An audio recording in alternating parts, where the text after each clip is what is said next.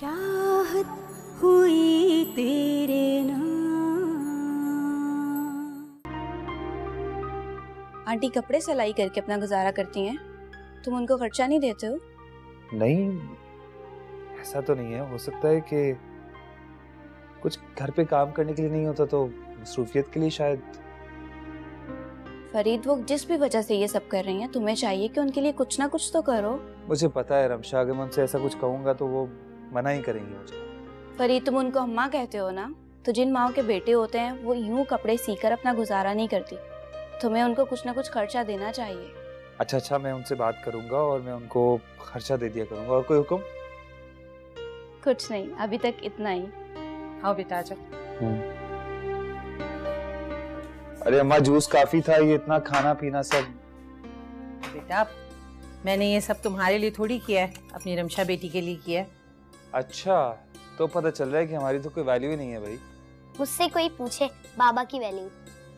देखा फरीद, बेटियों के दिल कितने नरम होते हैं। मजाक में भी बाप को अफसरदा नहीं देख सकती। जी आंटी, मैं भी अपने पापा को कभी सैड नहीं देख सकती। उनकी खुशी के लिए कुछ भी कर जाती हूँ। बेटा, प्यार करने वाली बेटियां ऐसे ही होती हैं। भाई, या तो खवातीन का पलड़ा भारी है, मेरा खामोश रहना ही बेहतर है। हाँ, तुम खामोश रहो और अपना जूस खत्म करो।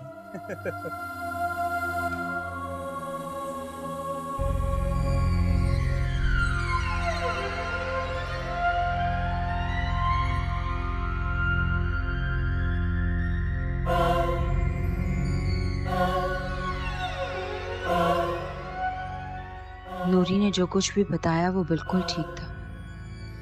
ये सोनिया तो अशर का पीछा ही नहीं छोड़ रही। मुझे अब इसे घर से निकालने के लिए कुछ ना कुछ करना ही पड़ेगा। तो अलीज़ा अपनी नानों के घर रुकने गई हुई है? जी, वो तो बहुत दिनों से जिद करी थी, बल्कि उसका बस चलता तो एग्जाम्स के दौरान ही चली जाती। पापा, वो तो मैंने मना किया, जब तो पेपर्स तक रुक गई।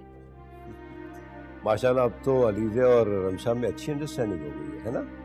जी बिल्कुल, जैसा आप सोच रहे हैं ऐसा ही है। फरीद बेटा, अब तो आपको हमारी रमशा से कोई शिकायत नहीं है ना? नहीं, बिल्कुल नहीं मामू, बल्कि अब तो मैं कोशिश करता हूँ कि रमशा को मुझसे कोई शिकायत ना हो।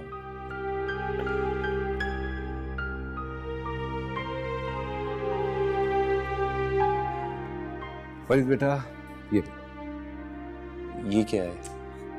खोल के देख लो यार।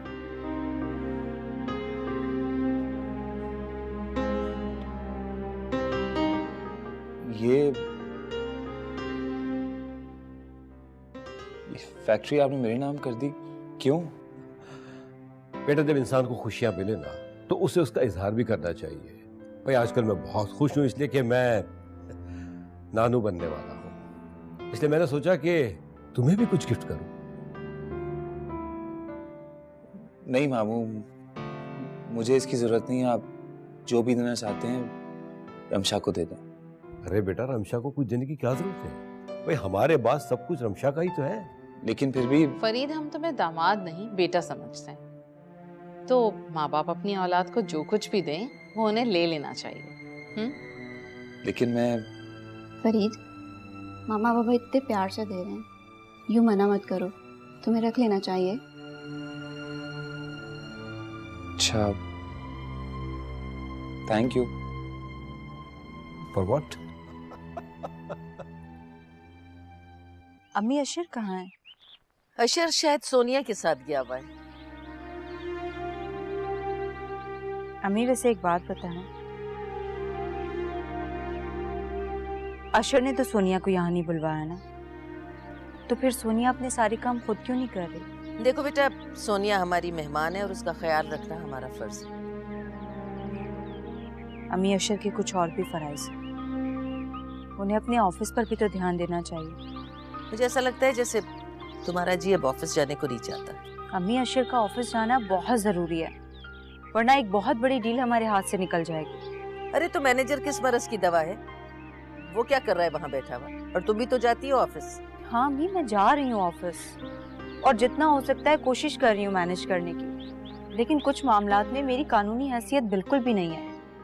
बहुत सारी फाइल्स ऐसी हैं जिसमें अशर के साइन चाहिए। अशर का मीटिंग्स में मौजूद होना बहुत जरूरी है। चलो, मैं फोर्स करूंगी अशर को कि वो ऑफिस जाए, पर मैं तो ये चाह रही थी कि जब तक सोनिया यहाँ है अशर उसके साथ ही रहे। अम्मी आप उसकी फिक्र इतनी क्यों कर रही हैं? वो यहाँ अपने काम से किसी ना किसी के पास तो आई होगी ना, वहाँ जाके रह लेगी।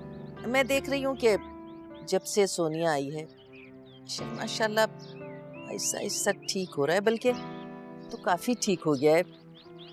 मैं तो खुद ये चाहती हूँ कि अशर का ज्यादातर वक्त सोनिया के साथ गुजरे। आपकी चाहत में कहीं मेरा घर खराब ना हो जाए। मेरा तुम्हें अशर की तरफ से परेशान नहीं होना चाहिए और ना ही बदगुमान। उसके दिल में हमेशा से जोया थी और वही रहेगी।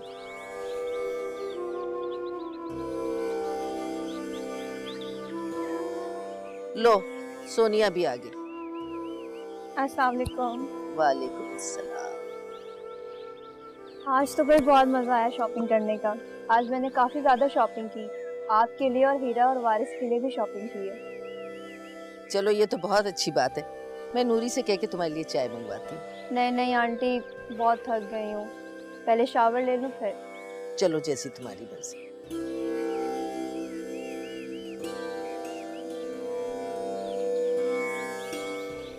अम्मी आप अशर से बात कर लीजिएगा, वरना मजबूरन मुझे खुद बात करना पड़ेगी। और मैं नहीं चाहती कि मैं अशर से बात करूं और वो फिर से गुस्सा हो जाए। नहीं नहीं तुम उससे बात ना करना, मैं मौका देख के उससे बात कर लूँ। आराम से करें। अलीज़े, तुमने बाल देखे अपने कितने रफ हो रहे हैं। ना तुम तेल लगाती हो ना इनका ख्याल रखती हो। नानो वहाँ पर मुझे तेल लगाने वाला कोई होता ही नहीं है, तो मैं कैसे लगाऊं खुद? चलो जब तक तुम यहाँ हो मैं तुम्हारे रोज तेल लगाऊंगी, तुम देखना तुम्हारे बाल कितने अच्छे हो जाएंगे। नानो वहाँ के सब लोग अच्छे हैं, मेरा बहुत ख्याल रखते हैं। जब भी तुम्हें अपनी नानू की याद नहीं आती? नहीं नानो ऐसी बात नहीं है, मैं आपको और खालों को बहुत मिस करती हूँ। क्यों ना हम खाला के घर चलें? अरे नहीं बेटा, खाला तुम्हारी घर पर नहीं होती, वो बहुत मसरूफ होती है। क्यों क्यों नहीं होती घर पर? तुम्हें बताया तो था, वो ऑफिस जाती है। तो मेरा भाई तो रोता होगा ना, क्यों ना हम उसे अपने पास रख लें? अच्छा मेरी दादी अम्मा बिल्कुल अपनी खाला जैसी हो, फौरन हर एक के लिए परेशान हो जाती हो।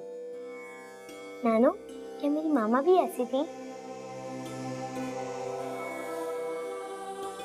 हाँ बेटा,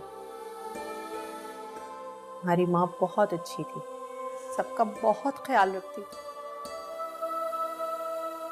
नानो आप रो क्यों रही हैं? कुछ नहीं बेटा, बस निम्रा की याद आ गई। नानो मैं आपसे वादा करती हूँ, मैं आइंदा कोई ऐसी बात नहीं करूंगी जिससे आपको रोना आ जाए।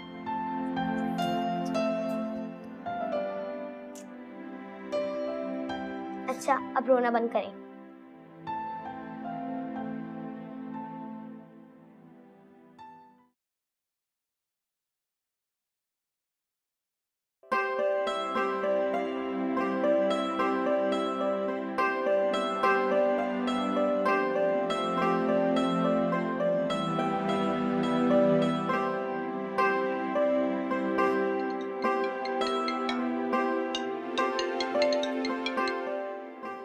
Hello sweetheart, how are you?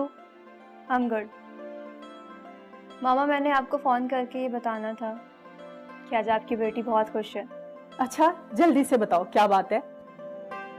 मामा आप हमेशा मेरी शादी के लिए परेशान रहती थी ना, आज ही आपकी प्रॉब्लम सॉल्व हो गई है। आपकी बेटी को कोई पसंद आ गया। क्या? कौन है वो? अशर मॉम। क्या? तुम्हें मालूम है कि तुम क्या बात कर रही हो? मामा मैंने बहुत सोच समझ कर अशर से शादी करने का फैसला किया।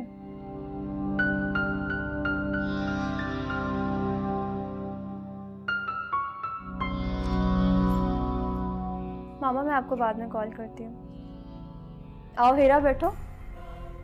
इंसान जब तक अपनी हद में रहता है ना, तब तक ही उसके लिए बेहतर होता है। मैं समझी नहीं कि तुम क्या कह रही हो। मैं समझा दूंगी। देखो तुम यहाँ मेहमान बनकर आई थी, तुम्हारे लिए यही बेहतर होगा कि यहाँ से जाओ तो मेहमान बनकर ही जाओ। वैसे तुम्हें पूरी दुनिया में मेरा घर, मेरा ही शौहर मिला था। हीरा तुम बैठो तो सही। मुझे समझ नहीं आ रहा कि तुम क्या कह रही हो। मैंने सब सुन लिया। चलो दैट्स गुड, अगर तुमने सब कुछ सुन लिया। अब एटलीस्ट तुम मुझे इस घर का मेहमान समझना तो छोड़ ही दोगी ना। और वैसे भी अब अगर अशर की तीसरी शादी हो जाए तो तुम्हें कोई फ़र्क नहीं पड़ेगा। क्यों फ़र्क नहीं पड़ेगा? क्योंकि मैंने ऑब्जर्व किया है कि अशर सिर्फ जोया का था और आज भी उसी का है। अशर कभी ना तुम्हारा था और ना कभी है। अशर मेरे हों या ना हो, लेकिन मैं अशर की हूं और हमेशा अशर की ही रहूंगी। और मैं भी ये हरगिज नहीं चाहती कि अशर तुम्हें छोड़ दे। ऐसा चाहना भी मत, क्योंकि तुम्हारे ऐसा चाहने से कोई फायदा नहीं होगा। ऐसा तो जोया ने भी चाहा था, लेकिन वो नाकाम हुई। मैं ऐसी कोशिश करूंगी भी नहीं, क्योंकि तुम्हारे होने या ना होने से मुझे कोई फर्क नहीं पड़ता। बेहतर है तुम यहां से अपना सामान समेटो और जाओ। देखो हीरा, मैं यहाँ तुम्हारी मेहमान बनकर नहीं आई, बल्कि फाखरा आंटी और अशर की मेहमान हूँ। इसलिए तुम्हें कोई इख्तियार नहीं है कि तुम मुझे इस घर से निकालो। ये मेरा घर है और जैसा मैं चाहूंगी ना, इस घर में वैसा ही होगा। तुम शायद किसी खुशफहमी में हो। घर घर वाले से होता है, और जब अशर तुम्हारा है ही नहीं तो ये घर कैसे तुम्हारा हुआ? ऐसा ना हो कि मुझे निकालने के चक्करों में तुम इस घर से जाती हुई नजर आओ। ये तो वक्त बताएगा।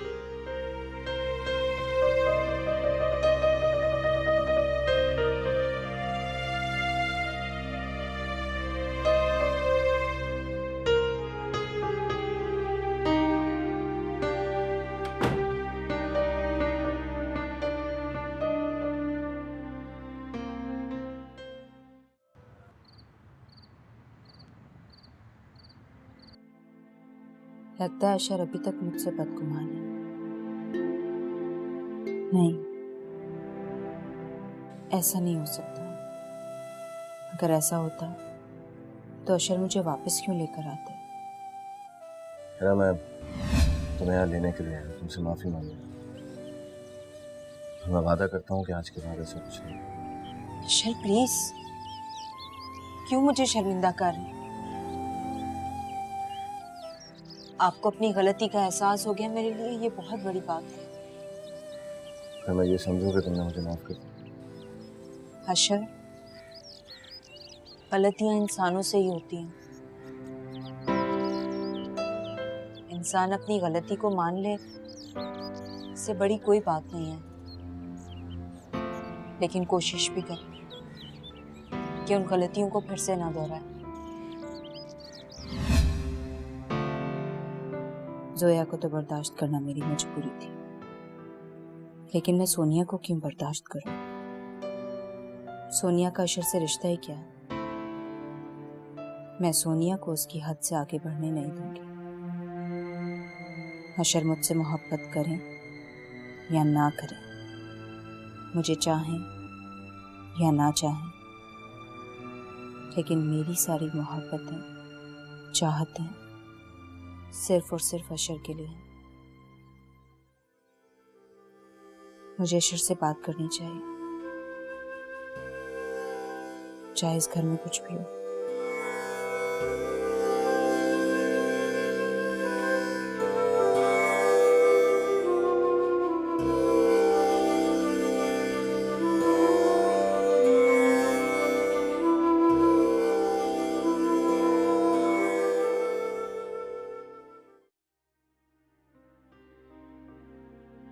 वैसे मुझे सब अच्छा नहीं लगा। क्या अच्छा नहीं लगा? मामू को पता नहीं क्या डर लगा रहता है कि शायद मैं तुम्हें छोड़ दूंगा या ऐसा कुछ, इसीलिए फैक्ट्री उन्होंने मेरे नाम की है। जी नहीं, ऐसा कुछ नहीं है। और अगर ऐसा कुछ होता तो बाबा तुमसे मेरी शादी कभी नहीं करते। तुमने तो मुझे जब नहीं छोड़ा, जब मैं बहुत जिद्दी थी, एग्रेसिव थी, और तो और तुमसे कितनी बदतमीजी करती थी। अब तो सब कुछ इसके ऑपोजिट है ना। तो अब ऐसा क्या हो गया? तुम बहुत अच्छे से समझते हो कि मैं क्या कहना चाह रही हूँ।